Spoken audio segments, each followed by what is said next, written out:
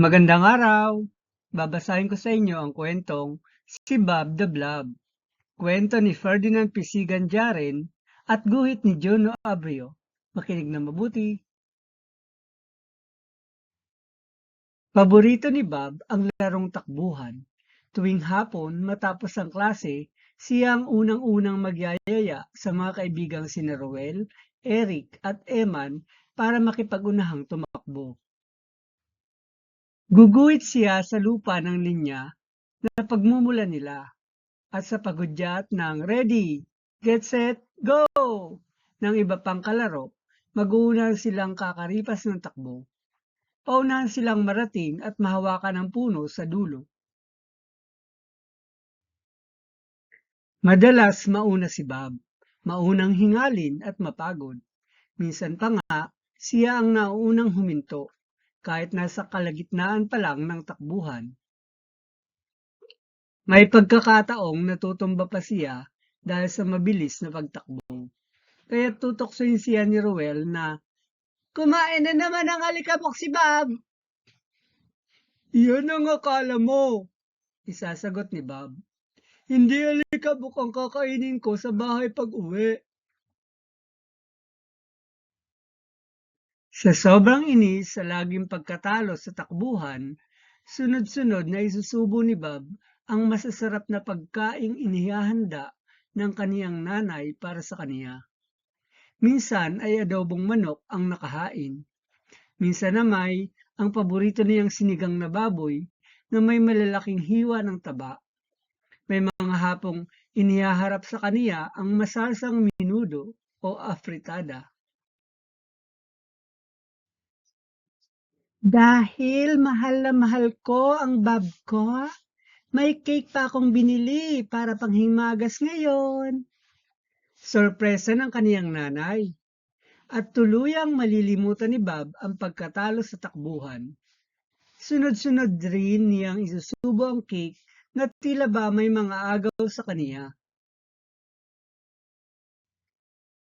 Gusto rin niya ang larong taguan, kaso madali siyang mataya. Kahit itago niya ang sarili sa isang matabang poste, nakikita siya agad. Nahihirapan din siyang isiksik ang katawan sa ilalim ng mga upuan.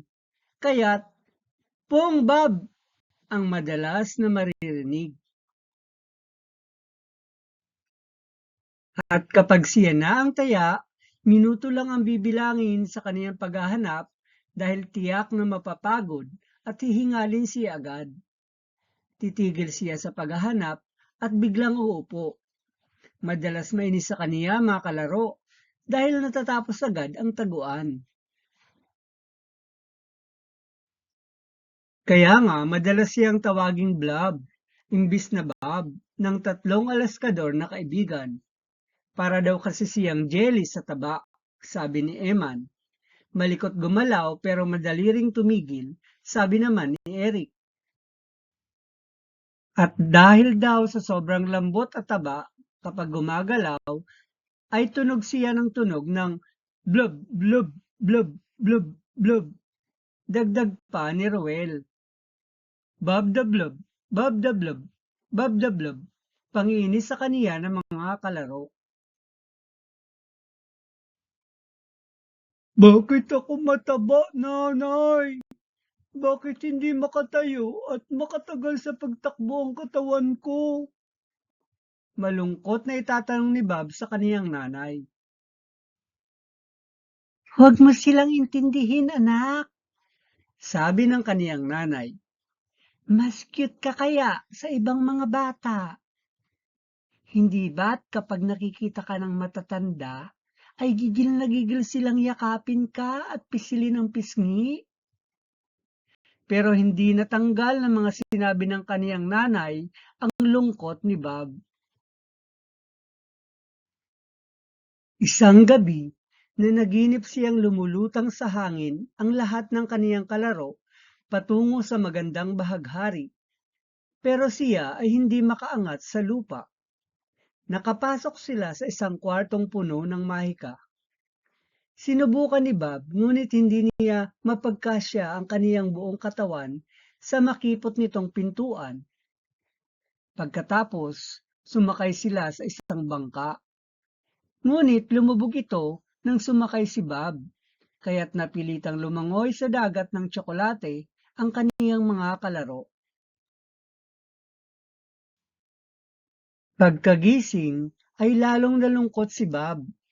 Mula noon ay naging matamlay na siya at ayaw nang makipaglaro.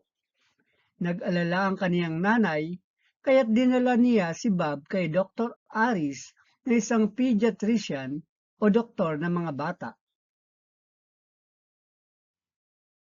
Iwasang kumain ng marami, Bob. Ang bigat mong 52 kilo ay hindi para sa 8 taong gulang, kundi sa 18 taong gulang, sabi ni Dr. Aris. Nanay, mas mabuti kung ipaghahanda mo si Bob ng mga pagkain hindi nakapagpapataba. Bili ng doktor. Hindi na po ba ako dapat maglaro ng takbuhan, Dr. Aris? Malungkot na tanong ni Bob. Nako, mas dapat kang maglaro nito at ng iba pang larong magpapakilos at magpapapawis sa'yo para umayon ang iyong timbang sa edad mo. Masayang sagot ni Dr. Aris. Mula noon, hinay-hinay na kung kumain si Bob. Kapag nararamdaman niyang busog na siya, tumitigil na siya sa pagsubo. Mas madalas na ring gulay at isda ang niluluto ng kaniyang nanay. Hindi na rin niya sinosorpresa si Bob ng matatamis na panghimagas. Bukod sa takbuhan, niyayaya na rin ni Bob ang mga kalaro na mag-ehersisyo. Nag-iinat-inat at tumatalon-talon sila hanggang pagpawisan at mapagod. At tuwing magpapaligsahan sa takbuhan, kahit hinihingal at minsan ay natutumba pa rin siya, pinipilit niya agad na tumayo at muling tumakbo. Kahit na matalo, ang mahalaga ay makarating siya sa puno o matapos ang pagtakbo.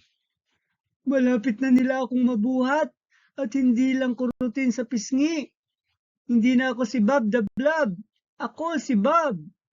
Masaya niyang sigaw.